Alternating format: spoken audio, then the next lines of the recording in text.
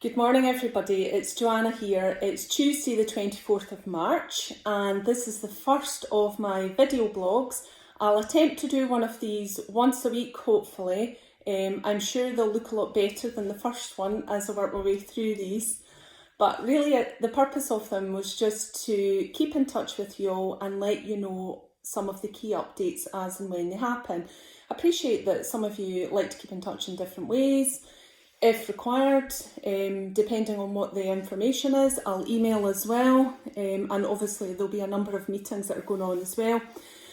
I would encourage you all to keep in touch with your colleagues and your managers, and I know you've all got various groups that have been set up to facilitate that.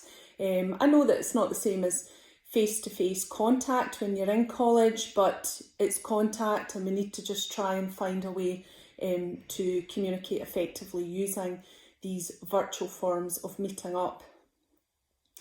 I think it's safe to say that we're working through unprecedented times with the position on the coronavirus ever changing.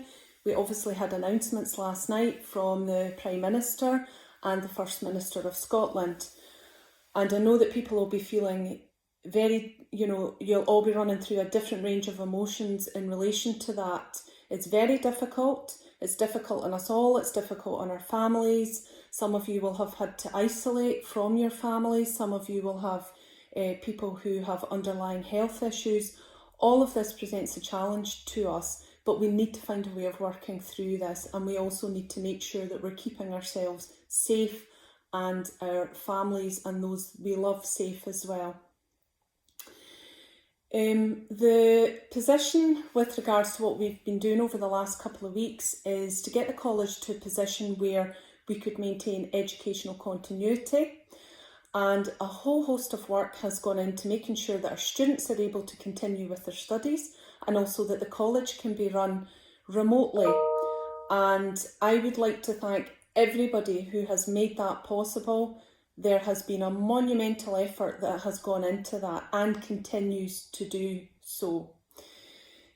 We've managed to get there, and I know that it's not going to be as slick an operation as we would perhaps have if we were all in college, and there will be some gaps in what we can do and what we offer, but we'll find ways to work around those. And if there's anything that's not working particularly well for you at the moment, or anything else that you think that we can do to support you as we work in this new way, then I'm more than happy to take feedback on that.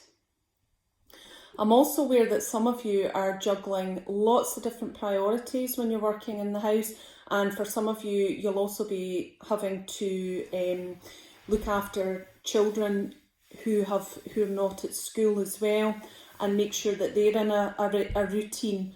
So, I understand that it's not going to be the same level of service as we're used to giving when we're in the college, but just find ways around it. And as I say, if there's anything that you think that we can do to support you in different ways, or whether it's keeping in touch or facilities to allow you to work, then please just let me know. Happy to take feedback. There's two main things that I wanted to let you know in this video log, and that's the work, or the communication, that's come back from the Funding Council, and also what's happening with SQA, because I know a number of you have raised queries and concerns about what's happening about the students being able to finish their courses and complete assessments. So with regards to the first one, with the Funding Council have communicated with all principals, Colleges Scotland, boards, and they're maintaining three priorities. First one is stability and continuity, and that's really continuing to pay the college the monies that they give us every month to be able to operate. The other thing that they're doing is they're maintaining flexibility and reprioritisation. So they've made a commitment that there will be a degree of flexibility around what we do in relation to our outcome agreements. And then the last thing is that they have said their third priority is about intelligence and communication. So there's continuous dialogue that's going on. Some of that is with the Funding Council. Some of that is with the Funding Council and the Scottish Government together. So there's a whole host of things that are going on in the background that you need to be aware of.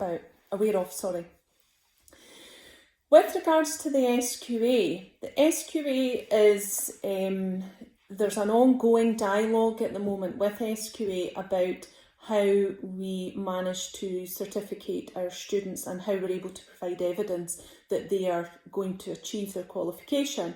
Now, you'll have seen some of the information that's out there in the public domain about people who are undertaking exams, and the NQ diet is obviously not as clear cut for students who are at college.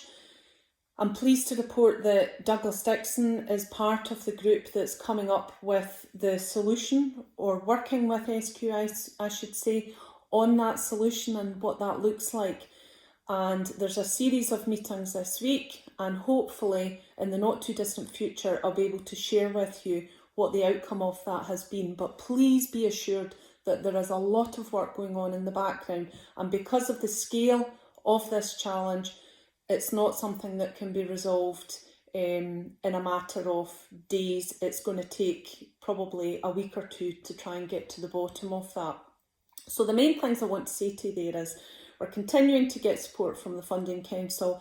We're keeping an open dialogue with the people that we need to, and those people include the Funding Council, Scottish Government, Colleges Scotland and the SQA as well. So I'll keep you posted as that progresses.